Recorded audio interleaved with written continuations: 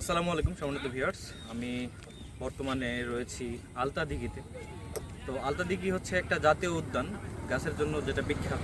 তো নওগাঁ জেলার মধ্যে এই স্থানটি অবস্থিত। তো নওগাঁ জেলার মোটামুটি কম বেশি অনেক লোকজনই এদিকটায় আসে বা আলতা দিঘিটা দেখেছে। ইতিপূর্বে এটা এরকম ছিল না আলতা দিঘি। তো এখানে কিছু কাজ করা হয়েছে, কিছু পরিবর্তন আনা হয়েছে। তো এখন মোটামুটি ভিউটা আগে থেকে দেখতে সুন্দর।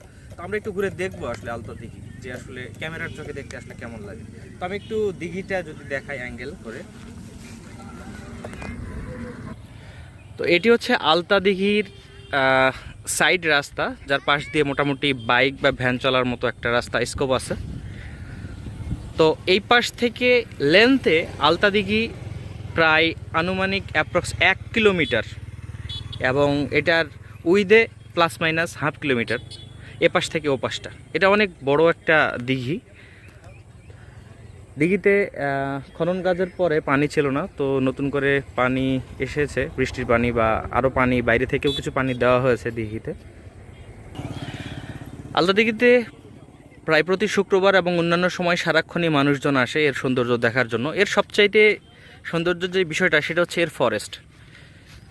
আপনারা আলতা দিঘিতে অনেক ঘন জঙ্গল বন দেখতে পাবেন। সাধারণত এর ভিতরে, খুব বেশি ভিতরে মানুষজন যায় না, সাপ পোকামাকড় বা অন্যান্য কীটপতঙ্গের, বিষাক্ত কীটপতঙ্গের কারণে। এছাড়া বাইরের এই অংশটা দেখতে খুবই সুন্দর। প্লাস এ পাশে একটা ওয়াচ টাওয়ার আছে যেখানে, তো এই সময়টা হচ্ছে গোধূলি সময়, বিকেলের ঠিক পরে, সন্ধ্যার ঠিক আগে।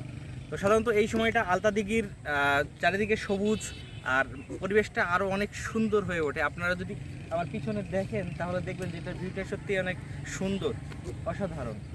এবং এপাশ থেকে যদি সামনেটা দেখা যায় এবং এপাশ থেকে এর অপোজিট সাইডটা